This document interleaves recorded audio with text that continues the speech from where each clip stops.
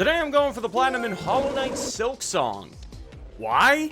Well, my whole shtick is that I go after the hardest platinum trophies out there. And sadly, these days, that's a list that's only getting shorter. But in a time where only more and more trophy lists are catering to the casual gamer, making trophies easy as piss to obtain. Trust me when I say that Silksong is a gift from the trophy hunting gods, as this game is genuinely difficult, as well as a welcome sight for challenge seekers such as myself. The reason this game's platinum is so difficult is because of two trophies, called Speedrunner and Speed Completion. The first trophy is for beating the game in under 5 hours, while the second trophy is for earning 100% completion in-game in under 30 hours. And this is an incredibly daunting task for a game of this magnitude, as it is utterly jam-packed with content. To put things into perspective, my first fully completed playthrough took almost 100 hours. That's how much there is to explore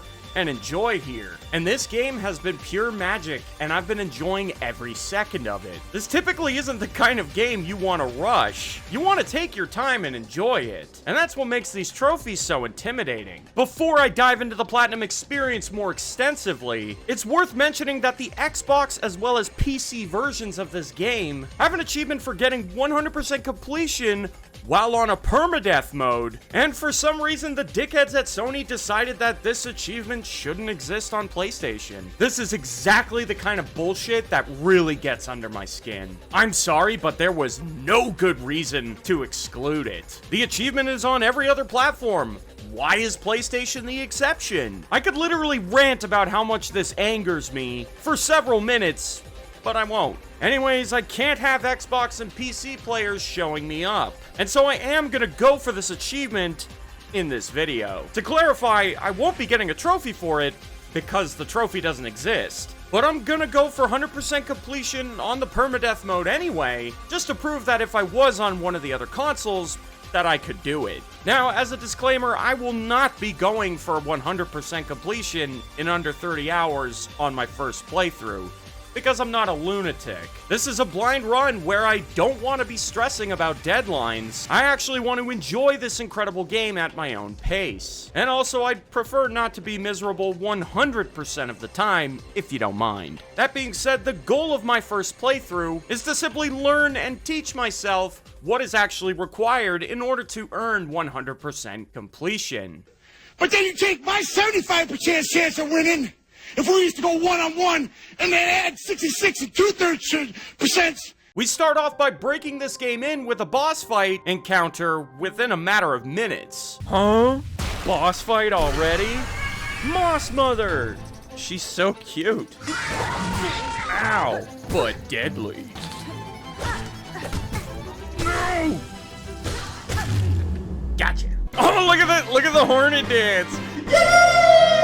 With the Moss Mother defeated, this was merely the calm before the storm. After purchasing my first tool, something I would notice very early on while playing through this game is that many of the enemies you run into deal 2 masks worth of damage, the masks representing your health bar. Oh my god! No, dude! Alright, don't fucking die to that guy again. Please. Exploring the beginning area, I would find my first Silk skill, which was a special attack that cost resources to use, and I completed my first side quest for a couple of trophies. Then I tried to get my hands on some cash. Bye, it's so obnoxious when enemies drop money and the money just goes flying across the fucking room and you can't even pick it up. That's some bullshit right there. Even the very next boss would also deal 2 masks worth of damage with every attack. Okay, so to know what this boss is gonna do, if it's either jump or slide, you could tell from the audio. Shit. Like, unless you hear the roar, you know he's not jumping.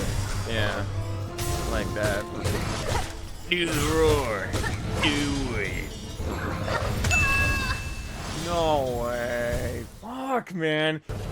No! Oh, fuck, I was... Oh. No! Oh.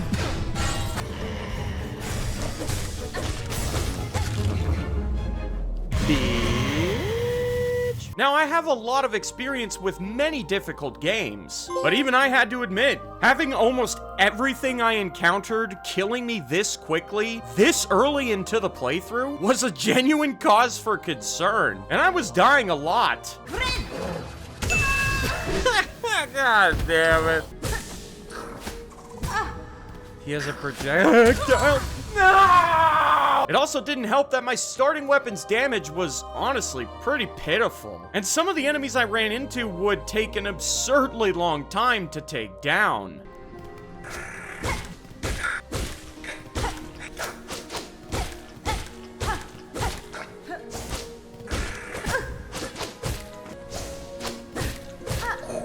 This enemy has that much health? Like, for real? Holy shit. Like, that's crazy. I feel like I'm not even supposed to be here yet or something.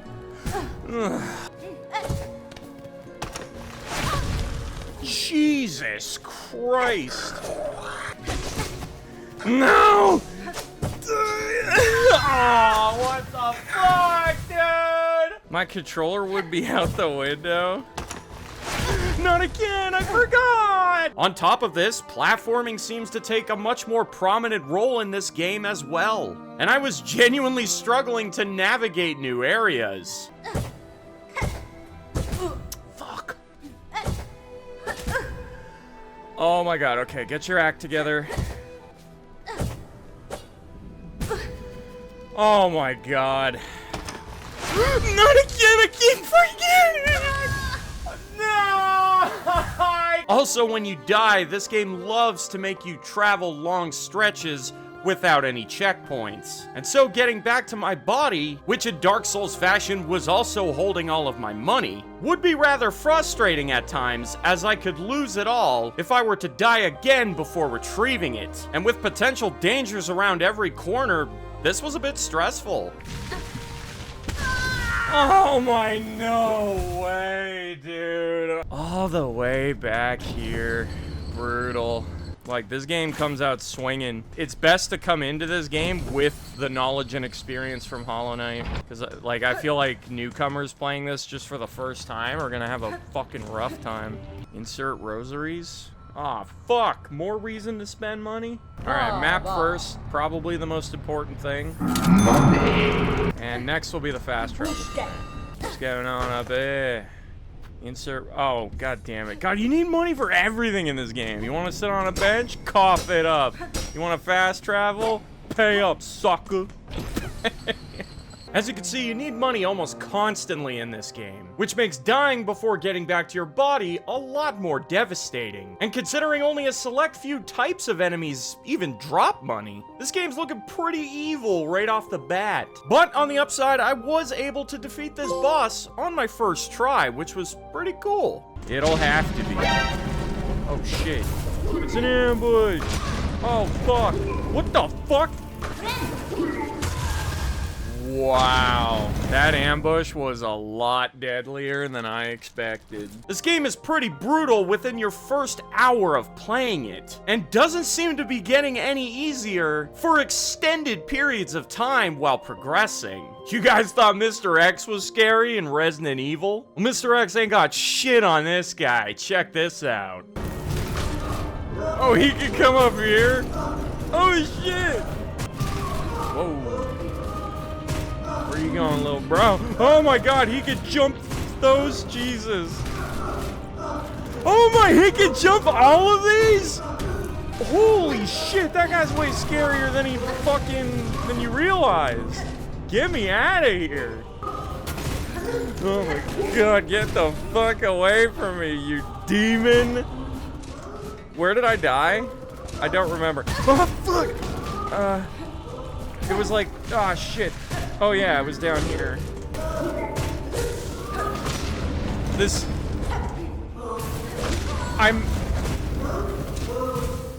Those guys suck ass. He'll follow you to the ends of the earth, and he takes 30 fucking hits to kill. You gotta waste so much time to make sure he doesn't ruin your life.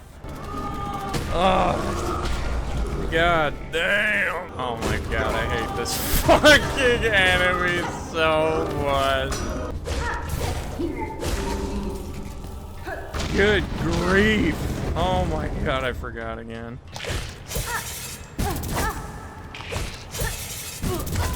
Oh my god. You don't have iframes after you get hit. So if an enemy does like a rapid hitting attack, you just eat all the fucking damage. God damn, that's brutal.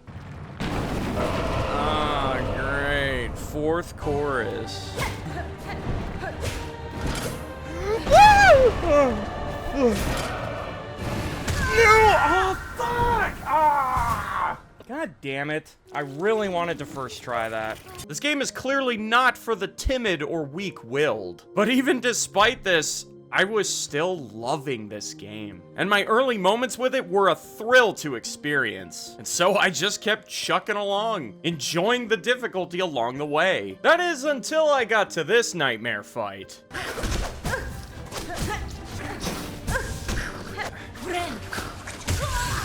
Wow, that's a challenging fight there. Surprise, motherfucker. No way it's still going. Okay, hang on, I gotta lock in.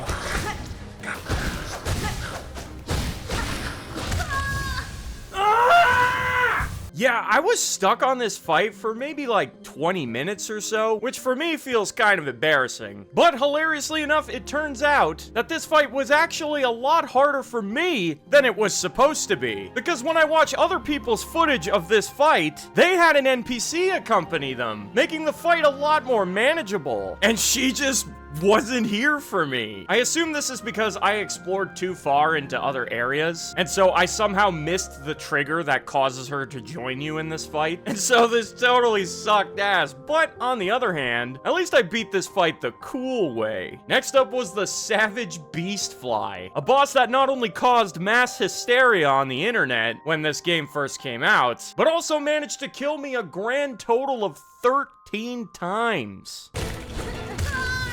Fuck!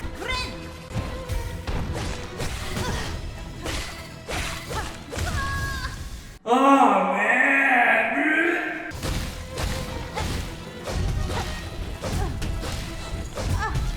Oh, the little fucker is so evil, dude.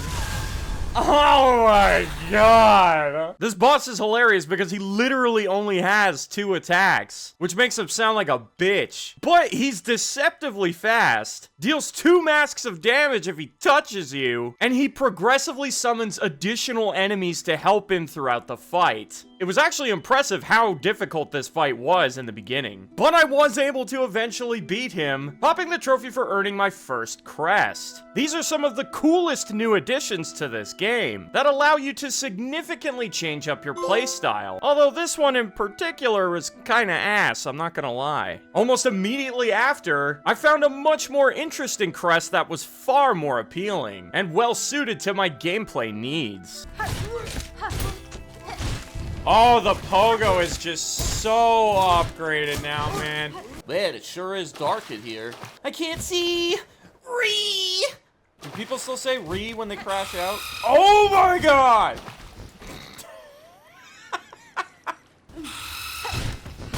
No! Oh god, he hurts. I got a pogo like my life depended! Pogo! Get pogged on, bitch! It's Quarktastic. Ah, that was not Quarktastic. Fuck. He's not friendly. Bro, that is so ass when he just decides, alright, I'm falling now if you're below me. Suck it. Oh my, it's so ass. Holy fuck. Speaking of appealing, this game probably has the cutest collectibles I have ever seen in a video game. Fucking love these little guys, dude. So cute. Naturally, there's a trophy to gather all of these little guys throughout the game, and what is normally a blight on the trophy hunting community in the form of collectibles, the nice thing is that I actually want to find these guys, because I'm always just so happy to see them. When Team Cherry created these cute little bastards, they knew what they were doing, and it's honestly just brilliant because nobody's gonna complain about hunting these guys. Another mass fragment? No way! That's number 3. Certainly don't regret finding that. Oh no! You're almost there from taking 3 hits from a boss to 3 hits. Oh, I know what you mean, because bosses deal 2 hearts of damage, so... if I have another mask, I still die in 3 hits. So it basically means nothing. Yeah, good point.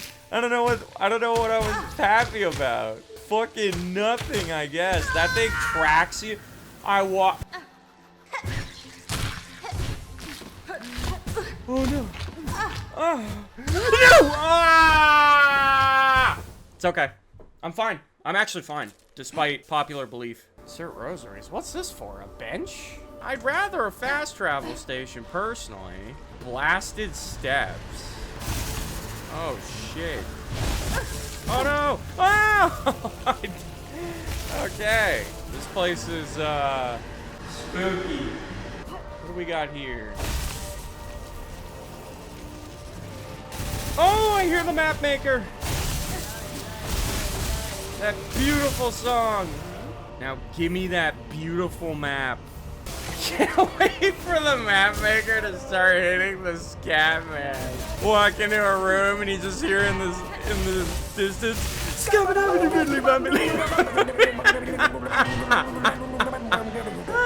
Oh god. I mean, I'd be shocked if this was a boss fight. Oh no way! He just spit it. He literally hocked to it on me. Oh, fuck. Oh, fuck. You gotta love how dick the map is designed, where if you're exploring everything at your earliest convenience, you are going to run into the boss before you find the fast travel. And it's like, why did they design the level like that? 'Cause they're fucking assholes! When I stumble upon an area, I just want to find the fast travel and get the fuck out. Now I can come back whenever I want, and it's great. No, now I lost my money, and I gotta keep fucking struggling to get through this area to find what I'm still looking for. God damn, dude. Love this game, by the way. This game's fucking great. I've been loving it. As you can see, I'm a bit of a rager, but it's all in good fun, and I was still having a blast with this game. What about above the... Holy shit!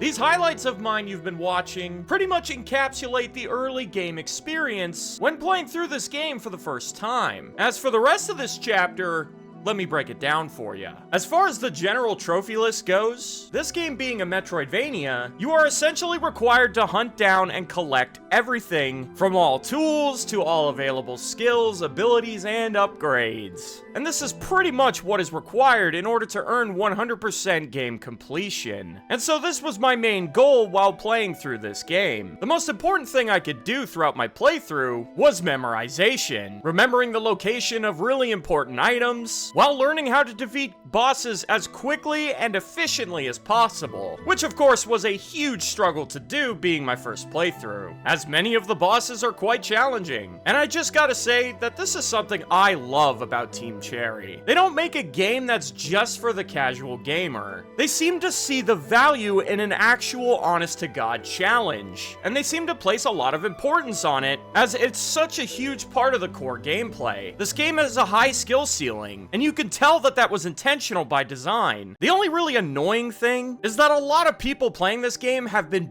bitching and complaining non-stop, which has caused Team Cherry to release multiple balance patches that have made a lot of things that people complain about easier to deal with. Some of these changes were definitely for the betterment of the overall experience, but on the flip side of that coin, some of these changes were completely unnecessary. And honestly, I'm getting pretty sick of the fact that literally every single time a difficult video game comes out, the same exact thing happens, and the developers get strong-armed into permanently changing their game. Now, I know this is never gonna change, but it would be really nice if more gamers would actually take the time to experiment and discover ways of how to make the game easier for themselves, because from my experience, there is always a way. Most gamers just don't have the patience to find it. The perfect example of a decisive moment where I had figured this out for myself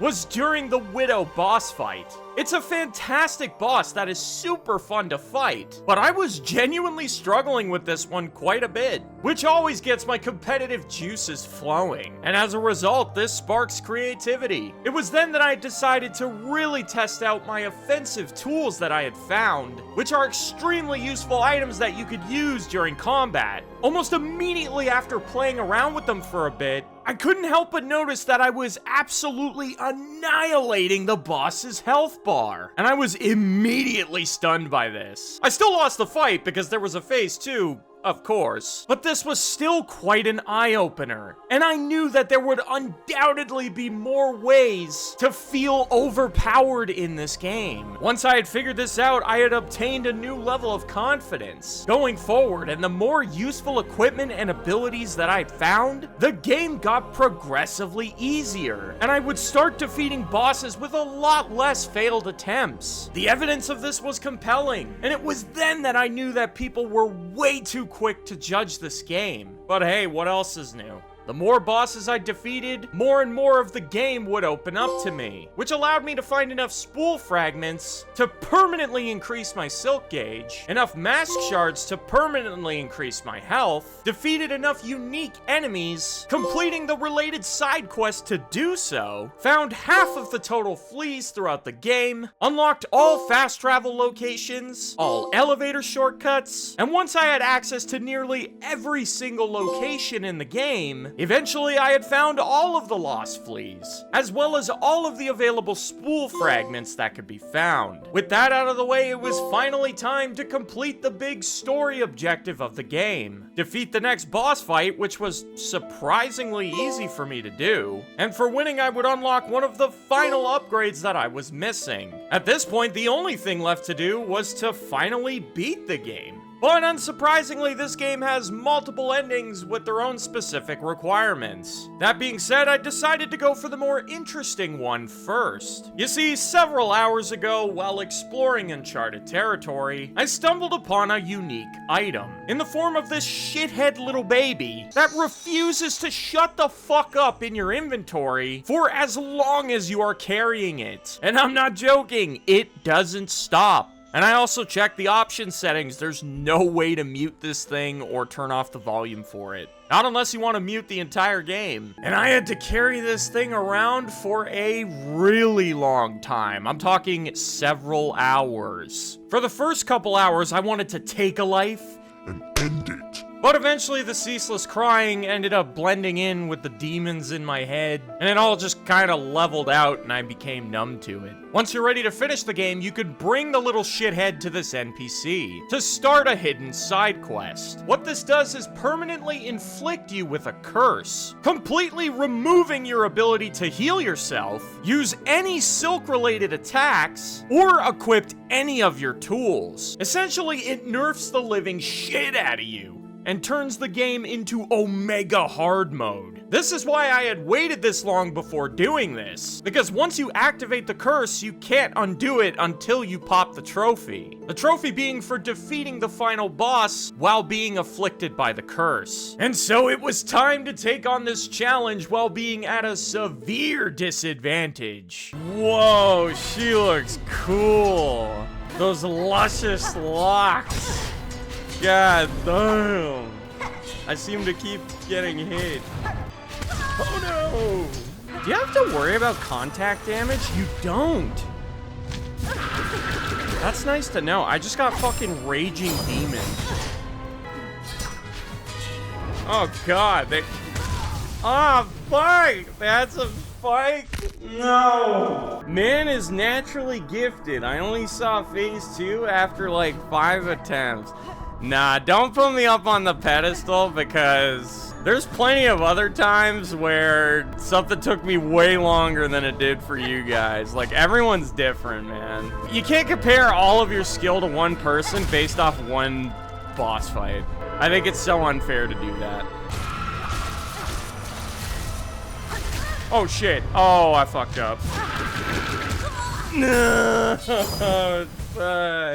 This took multiple attempts, but admittedly, not as many as I would have thought. I was adapting to the final boss somewhat quickly, and shockingly managed to defeat her on my 5th try, popping the trophy for successfully unlocking the cursed ending. After that, I needed the standard ending, and this required me to now remove the curse, and so I had to go a little bit out of my way to do that. But thankfully, this was nothing too convoluted. Next, I made my way back to the final boss and proceeded to beat her on my 1st try. This was obviously much easier to do having access to all of my shit. Oh, zap! Somebody got fucked! And so I popped the trophy for earning the default ending. However, even then, there was still so much I would have to do before earning 100% completion. After completing most of the side quests throughout the game, which I had been doing this entire time, the game would grant me access to a special side quest that would unlock the true ending path for completing it. Once I had accomplished this, I would be required to fight the final boss one last time, choosing the new prompt, however, before delivering the final blow. And doing so would throw me into Act 3 of the game, granting me access to even more additional content, including new bosses, upgrades, and abilities. But more importantly than all of those things, Act 3 would grant me access to the Flea Festival, allowing me to play some very cute and fun minigames. I'm saying let the game begin, Flea Juggle!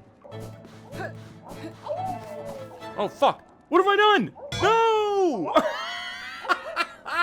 Flea just falls on his face as I wring myself out. How was I supposed to get both of those? Oh, no! Fuck. Got it. I'm gonna keep going to style on it. I'm the flea juggle master, my boys. Juggle these bad boys all freaking day. I will say this is really hurting my thumb, though. The fuck? Oh no! No! Sorry. Compete in flea dodge? Oh, I'm so down. They're gonna try to headbutt me out of existence. Oh shit. The first one. Alright, let's try that again. Oh god. Oh my god. Shit.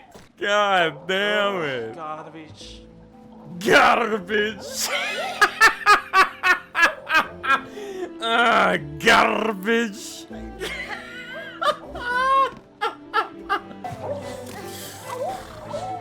Whoa, diagonal shits!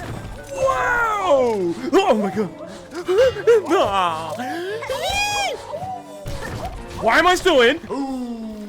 I don't know why I'm still in. I totally fell, but somehow recovered. Oh my god, that one was fucking fast.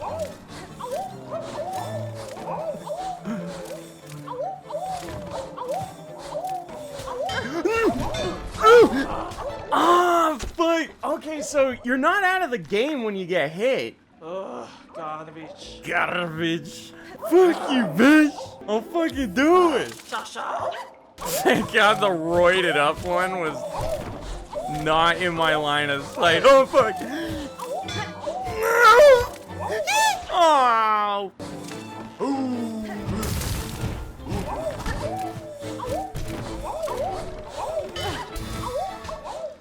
I just made it. Woo. Damn, that shit gets hectic. That may have seemed like a silly waste of goddamn time, but the reward for getting the high score in all of the mini games is actually a weapon upgrade that permanently ups your damage, which is actually needed in order to earn 100% completion. So yeah, in reality, this was required. But if we're being honest, how could you say no to these guys? That's right, you can't. And I was gonna do this even if it wasn't required, let's be real. Aside from that, being in Act 3 would allow me to obtain my final mask upgrade, reaching maximum health, as well as the last silk skill that I still needed. I would obtain the final crest that I had been missing, along with the last obtainable power-up that can be found throughout the game. Lastly, I would take on this somewhat tricky optional boss fight, and defeating her would reward me with the final tool for all of their associated trophies, respectively. Oh, and I almost forgot, I would also be able to obtain the last map that I needed for the All Maps trophy as well. The next trophy I would pursue needed quite a bit of setup, as I would be required to locate the hidden NPC, Mr. Mushroom, in his many different hiding spots scattered all throughout the game. Accomplishing this wasn't too difficult, as it was mostly just me revisiting areas that I had already been to. That is, until I had to speak with Mr. Mushroom one final time. You see, his last hiding spot is hidden behind the most frustrating and difficult platforming section in the entire game. This was an obstacle course that took me nearly a full hour to overcome. Some of my viewers that were reacting to this live were surprised by how long I was stuck here, but I've been pretty candid about this in the past. Platforming has never been my strong suit, and challenging platforming in games is always brought to me with a fair degree of struggle, which is gonna make some of the big games that I haven't conquered yet that much more interesting. But I digress. Eventually, I had finally reached the top of the map to meet Mr. Mushroom one final time, and this would secure the trophy that would later pop once I had finished Act 3. Speaking of which, after progressing far enough through this act, I had decided to take on what was, for me personally, the worst trophy in the game, to receive the Hunter's Memento. You can do this by obtaining every available entry in the bestiary. Now, locating every single enemy that could be found throughout the game was to be expected, and for the most part, every entry is required, with a few minor exceptions. But on top of this, I would also be required to defeat completely absurd amounts of them. Yeah, some of these kill counts are completely ridiculous, and this took quite literally several hours to accomplish in its entirety. I don't remember exactly how long it took for me to do this, but I know for a fact I spent more than 6 to 7 hours on this trophy alone, and it fucking sucked. This was so incredibly time-consuming for what feels like no good reason. And unfortunately, this trophy dragged the fuck on. I became pretty miserable going for this one. And besides the fucking baby crying in my inventory, this was probably the only other time spent playing this game where I was genuinely unhappy. Outside of this experience, I have nothing bad to say about this game. Anyways, after an unreasonable amount of time, I had eventually popped the trophy, and that madness was officially behind me. And with that, I would finally be free to finish up my first playthrough, and this was the last thing I needed for 100% completion. All I had to do was defeat the true final boss of the game. But this was easier said than done, as this fight ended up being a massive difficulty spike for me. I was legitimately stuck on this boss for well over an hour. This is a 3-phase fight that gets progressively harder the longer it goes on.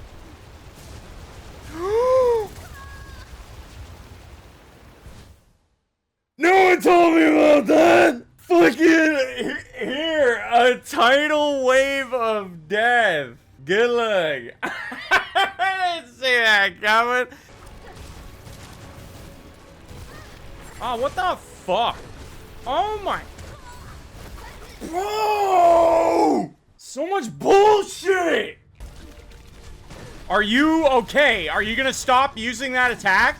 I'm just asking for a friend, dude. What the fuck? Oh, God. Did that clear out my tools? It cleared out my tools, chat.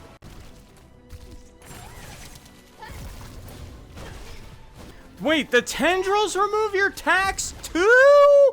Oh my God, every abyss-like thing that comes out of the ground gets rid of your tax. No fucking way. As you can see, this fight is no joke and requires you to bring your A game if you have any hope of besting it. After getting tilted out of my mind, I always like to soft reset with a good night's sleep, as I find this always, without fail, allows me to come back to the game playing at my best. And this situation, like many others in the past, was no different. The next day, I beat her almost immediately, popping the trophy for defeating the true final boss, having successfully achieved Mr. Mushroom's ending, and lastly, and most importantly, for successfully earning 100% game completion. And this will conclude Chapter 1 of this video. I don't think you have any idea how fast I really am.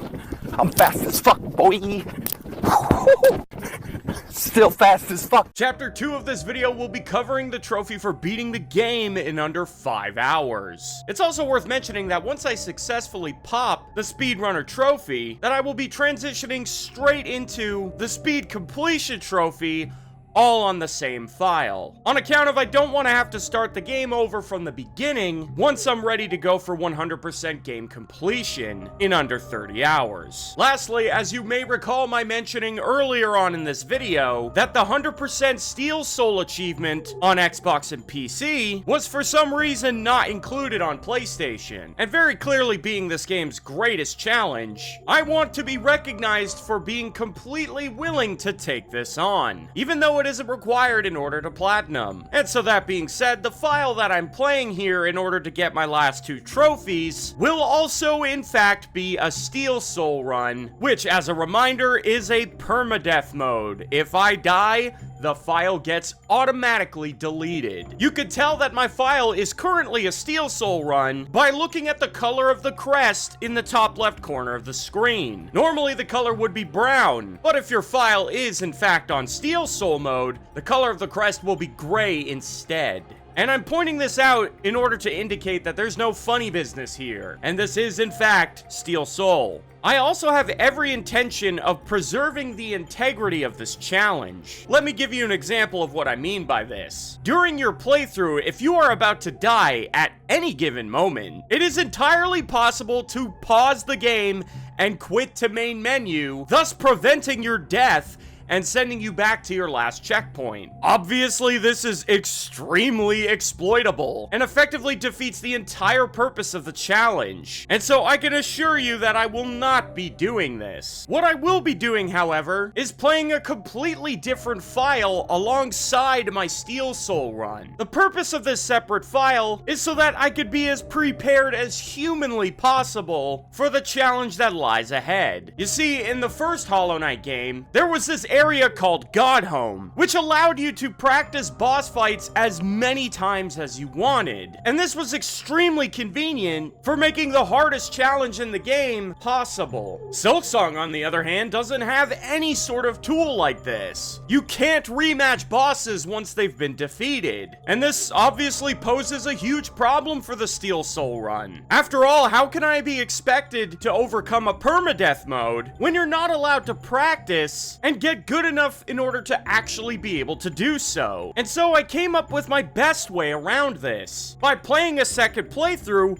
while also making use of PlayStation Plus. What this allows me to do is make my way to any given boss fight, and then back up my save file to the cloud. Then I would proceed to fight the boss, getting as much practice as possible with my desired strategy. And this way, even if I defeat the boss, I could still go back and retrieve my save file from the cloud, sending me back to just before the boss was defeated, allowing me to retry the fight as many times as I wanted, until I felt confident enough that I could smash them in a single attempt. And once I did, I would switch back to my Steel Soul playthrough and defeat the boss. And I would play both of these save files alongside each other, the whole way through. Now, this obviously took a metric shit ton of time and effort, but for a game as good as this one, I was willing to go through with this, and this would end up benefiting me significantly. For the 5-hour speedrun trophy, one of the most difficult aspects to it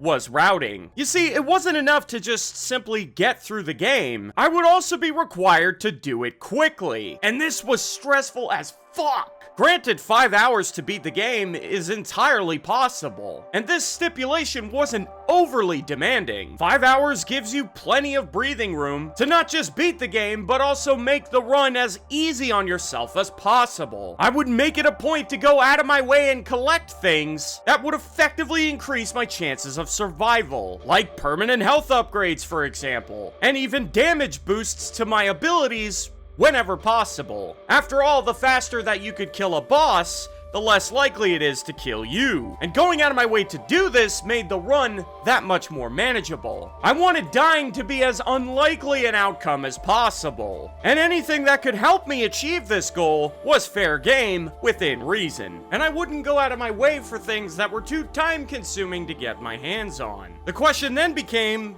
what should I get? Well, the Druid's Eye, for example, is such a good item that I literally never take it off throughout the entire playthrough. And what's nice is you could get it very easily right at the start of the game. The next big question was whether or not to grab Threadstorm. It's an extremely powerful and an incredibly useful attack that I really wanted, as it was something that I would use throughout the entire game. And so I guess that answered my question. The only caveat was the mandatory gauntlet you would have to fight before you could get your hands on this ability. And this gauntlet is filled with some pretty scary enemies that could kill you rather easily in the early game. But as intimidating as this fight was, I could promise you that Threadstorm was worth it. Not to mention, there's also a nice high damage tool for the early game that could be found along the same path. And so I got two pretty nice things for my trouble. We're gonna go get a mask shard, chat.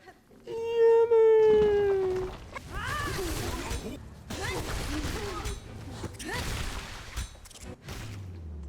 Like, do you see how much easier that was with Threadstorm? Like, holy fuck, man. Like, it is so worth it to get that move.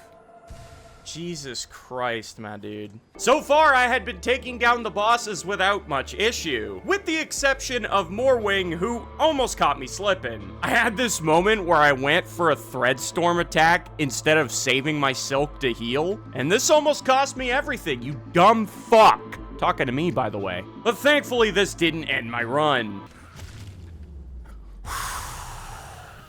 That was close. I almost shit the bed.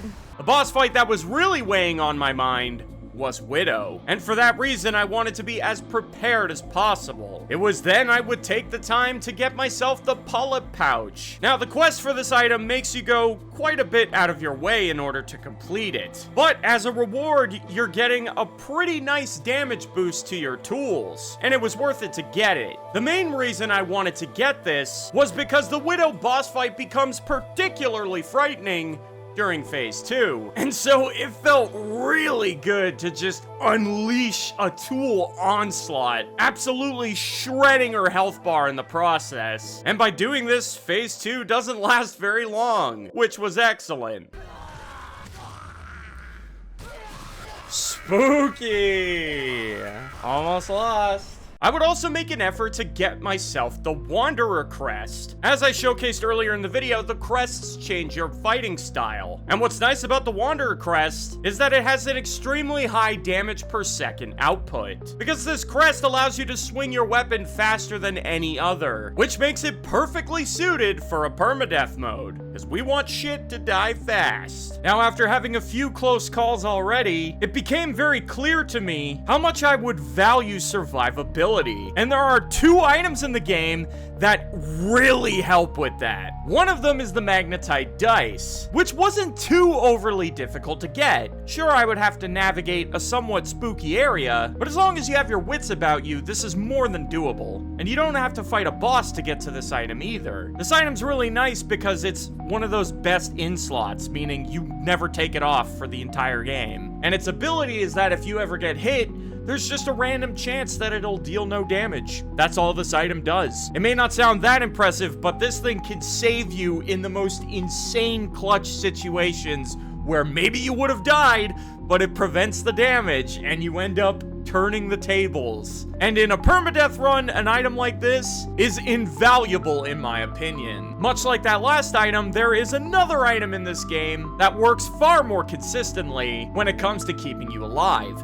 And that is the fractured mask. This item is awesome because it just makes it so that if you take a hit that would have killed you, it just saves you. But the item breaks. Although it doesn't break for the entire run. The item will reset once you sit at a bench. So this is just a permanent lifesaver throughout the entire game every time you sit at a bench. The only risky part is that you have to fight some pretty spooky enemies and mandatory unavoidable battles in order to get this item. They make you work for it, but it's worth it. This is another best in slot that you literally never take off for the entire game. And anything that helps you survive in a permadeath run, come on now, I feel like I'm repeating myself. Yeah, you want this. So I set out to go get it. Oh my, okay, that wasn't that bad. I did almost shit the bed stupendously though, Jesus Christ. My fucking heart is right up here in my throat, dude. Alright, fractured mask, holy shit. I gotta say, it is a massive load off my mind to have these items. With Widow dead, there was only one more thing that I really wanted. That was a little out of the way, but it was quite literally one of the most powerful tools in the game. And that would be the tacks. From the name, they may not sound very impressive, but these are no joke. The only shitty thing is that I would have to farm these terrifying enemies that could kill you extremely easily if you get complacent. Obviously, this is a huge risk that is not required, but just like how I felt about Threadstorm, I think this reward is so good that despite the risk, it's worth it. And so I would proceed to go scoop that up for myself. And if memory serves from here on out, I didn't really go super out of my way for much else, besides the essentials in terms of things that were just nearby to collect. But next up, I have a pretty nerve-wracking part to get through first, which is the mist. And I'm pretty confident I can do this without too much issue. So the way this area works is it's randomized layouts.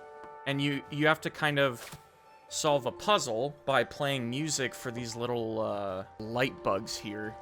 And they will show you the correct way to go for doing this. So they went up. Oh, they went up here. Okay. But there are incredibly dangerous enemies around here. And there's one right over there. They glow bright white. And they're very difficult to, Jesus, to combat. But yeah, we gotta keep finding these little guys. And if they're too close to an enemy, you really want to... Okay, so I have to pass this guy. Oh my... Well, that was foolish as fuck. But I'm pretty sure they went through here. Yeah, that was very sloppy of me, by the way. Platforming is the biggest concern here, outside of those enemies. I hate when the game forces you into situations like this, where... Oh, nice. I didn't aggro him. So, I can't seem to find... Oh, this is perfect. See, you could get the bugs through here, which is... Thank God. Because if I couldn't, that would have been super annoying. Okay, so I gotta go right past this guy. But at least I know that. I have the advantage of knowing that. Bait out the attack, run past. Okay, so this is the halfway point. Now I just need to go the right way 3 more times again. And then we're out of here.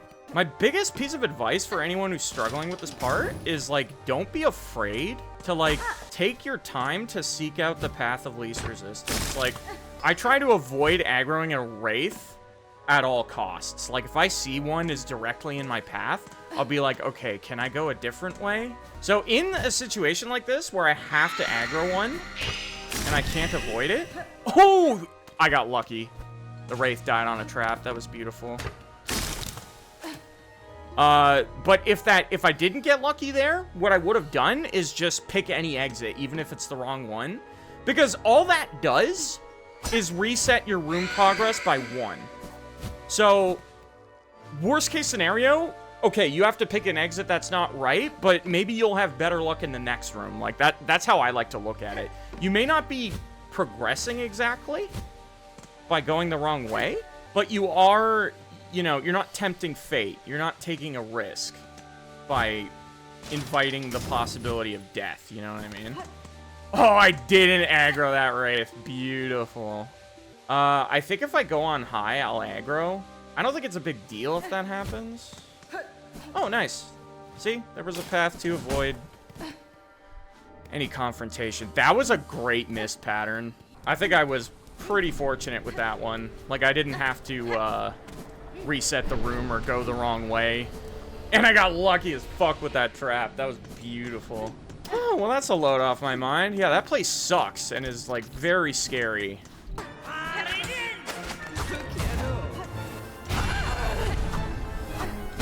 Oh, shit. I didn't think she was gonna do it twice in a row.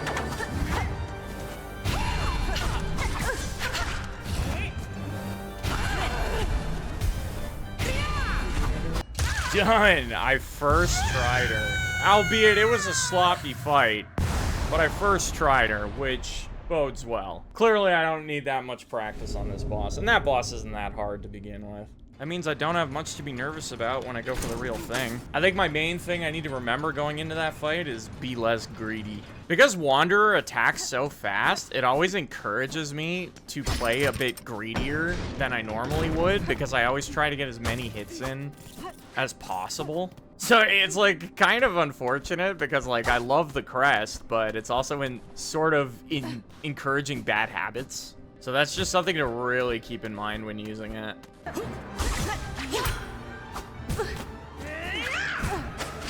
Okay, come on now, Matt.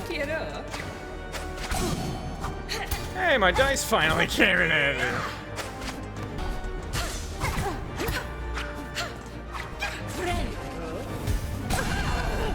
Oh, my dice coming in handy there. Oh my. Okay.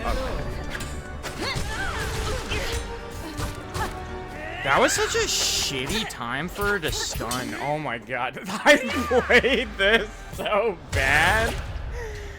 But, I mean, if anything, that just goes to show you there's not that much to be worried about with this boss. I'm kind of fucking embarrassed, though. The practice session attempt went better than the actual attempt. Like, that should not be happening.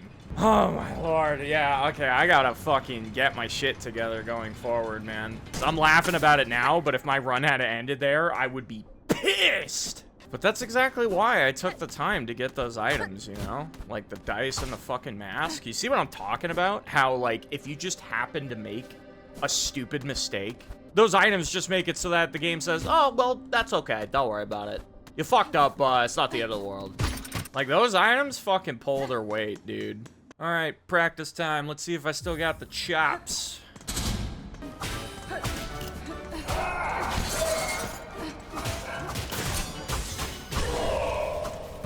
I totally lost track of which one I was even damaging there, dude. Because they don't actually share health. Like, it's best to focus one of them. And if you don't, you're playing suboptimally. Oh, shit. Well, this is going well. Pretty much first trying this shit. Gotta say, fucking love Wanderer's Crest for this fight. Like, look at that. Looking good, looking good.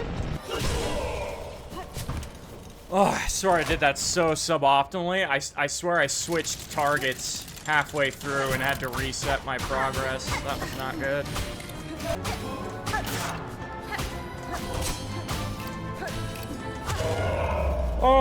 Oh my god. Whew. And once again, on the real run, the fight was so much spicier. Unintentionally so. I don't know why that keeps happening. Can that stop fucking happening, dude? Can I stop having a worse run on the real run? Like, that's pissing me off. They're supposed to go the other way around.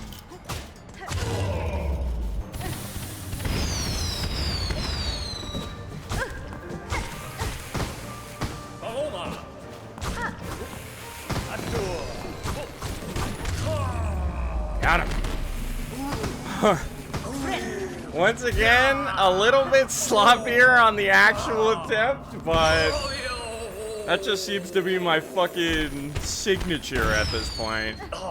But hey, we got him. My method of practice would also be extremely useful when navigating any particularly risky areas throughout the game. Areas where it was extremely easy to die if you weren't playing the situation perfectly. All it would take is one stupid death to ruin everything. And so I practiced every gauntlet, every platforming section, and every boss fight as much as I possibly could the whole way through. Even still, despite how well things were going, this run was not without its close calls. And there were multiple times where my run had nearly turned to shit.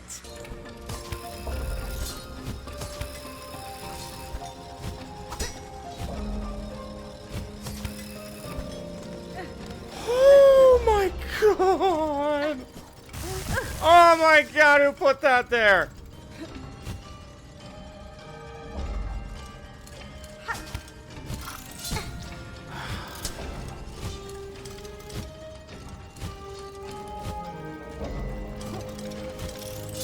Oh my god, that's not what I want.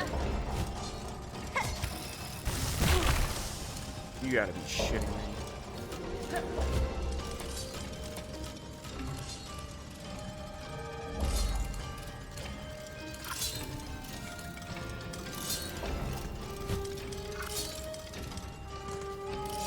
Oh my god.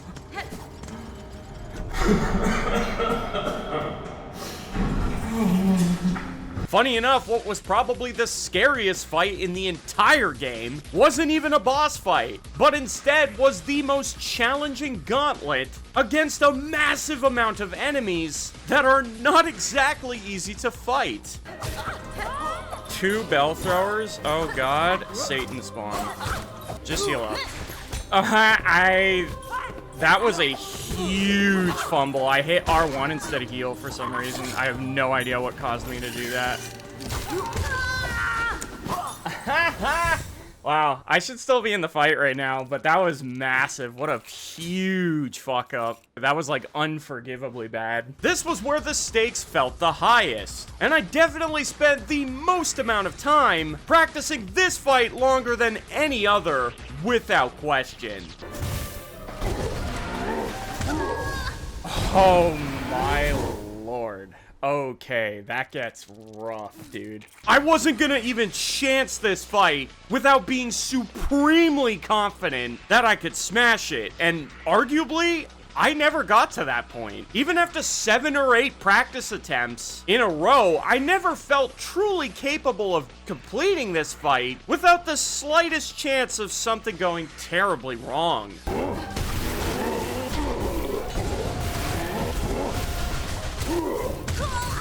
Oh, man! God, those... Fuck! But after winning this fight 3 times in a row, I felt my chances were now as high as they were going to get.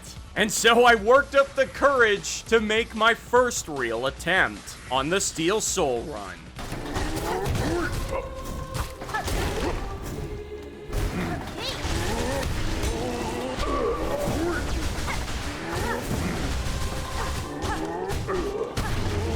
Holy fuck! Oh my god, by 1 hit! Mamma mia! My fucking heart. My fucking heart. Oh my god, my heart is just beating out of my fucking chest. Jesus fucking Christ. And you know what, chat? Just some food for thought.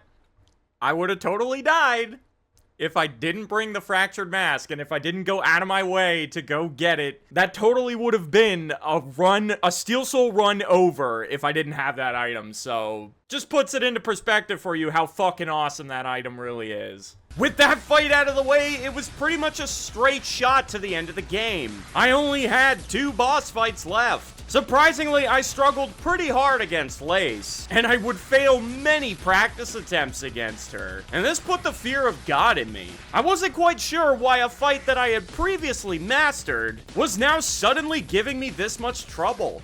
Oh my God, man. I used to be so much better at fighting her. I don't know what happened. No, dude. No way. Wow, it's a good thing I'm practicing as I go because she's demolishing me. It took a while, but eventually I had worked up the nerve to attempt this fight for real. And thank God I didn't crack under the pressure. Lace was down, and now all that stood in the way of my trophy was the final boss. Gotcha. Oh my God. That was my most convincing win yet. And I was actually using the parry more properly this time. Did I only take one mask of damage? Holy, now that's what I'm talking about. Oh, that was phenomenal, dude. Good on, wow, I'm proud of me. Holy shit. That was probably the first time I transitioned from the practice run to the actual run and did way better on the actual run. Like, it's about fucking time that happened. Jesus. Thankfully, this was a fight that I was still very much comfortable with. I think I only took 2 practice attempts in total before making my actual attempt. And with that, I had finally popped the speedrunner trophy at long last. Now, you would think that my last trophy I still had to earn would be the more intimidating out of the 2 speedrun trophies, in order to 100% the game in under 30 hours. But I actually found that the 5-hour run, for me personally, was far more stressful and challenging by a long shot. During this next portion of the game, there were only really a handful of moments that were truly scary. And we wake up here fatigued and weakened and dazed at 1 HP. And then they prompt you to bind, so you get 3 health back. And yeah, now you're starting Act 3 with only 4 masks. Not to mention, the game dicks you even harder than you'd realize. It removes your crest and all your tools. You have reset to the hunter's crest, so you better be good at being used to fighting with this one. And no equipment. And they even revert you to fucking default Silk Spear. You better be okay with factory resetting here and being able to take on the next fight with empowered awful enemies. Because that's exactly what's gonna happen. And you could very easily have your run end here if you're not careful. Actually, fun fact, if you quit out to main menu immediately after Act 3 starts, you'll actually be put back in-game with full HP, thus giving you a much better chance against the enemies right around the corner. But on the contrary, the game intended for you to have less health. Otherwise, they wouldn't have made it a thing in the first place. And so I wanted to go into this fight without manipulating my health bar. And I wanted to complete the fight as the game originally intended. And so when I went into it with half my health missing, and I still came out on top. But it's not even funny how easy it is to have your run end here. And I think most sane people would have quit out for the extra HP. But I wanted to farm as much aura as possible for maximum big dick energy. Got him. Ooh. It's so easy to have the run end there for completely bullshit reasons. If you're playing the run as intended, but I did it. You can't say I bitched out. The purpose of this video is for YouTube to know that I'm not a little bitch. My life's ambition. Besides that, most of Act 3 really isn't all that scary. In fact, most of the boss fights towards the end of the game take place during dream sequences. Why is this important? Well, this means that if you are killed during these fights, it doesn't count as an actual death, and your Steel Soul run will not end, despite being a permadeath mode. This means you have unlimited retries against these bosses. Although, fun fact, I first tried them all anyway like an absolute unit. The only truly scary part is fighting the true final boss of Act 3, as this fight gave me a lot of trouble in the past. But thankfully now I've gotten so much better at it, and I was able to smash her with little to no difficulty. The worst part of the 100% in 30 hours trophy was collecting everything that you need for 100% completion all over again, as this is incredibly time consuming. This took me nearly 20 hours to do in total, but as you could see, I still had over 10 hours of leeway in order to get this done. 30 hours for this trophy is noticeably very generous, and so finally I had popped my speed completion trophy, and thus the platinum trophy by extension. And with that, I had amazingly first tried my Steel Soul playthrough. And if the 100% on Steel Soul was a trophy on PlayStation, I totally would have earned it just now. But trophy or no, I'll have to make do with the satisfaction of having successfully done this without using any exploits. And I just gotta say, I have been playing this game almost every single day since it came out, and this video was over a month in the making. I damn near killed myself doing all of this. And so I truly hope that you all appreciate the massive amount of time and effort that went into this project. And I can only hope that this video gets all of the love and attention that I hope it deserves. If you guys enjoyed this video, check out some other incredibly difficult platinum trophies I've covered here on the channel.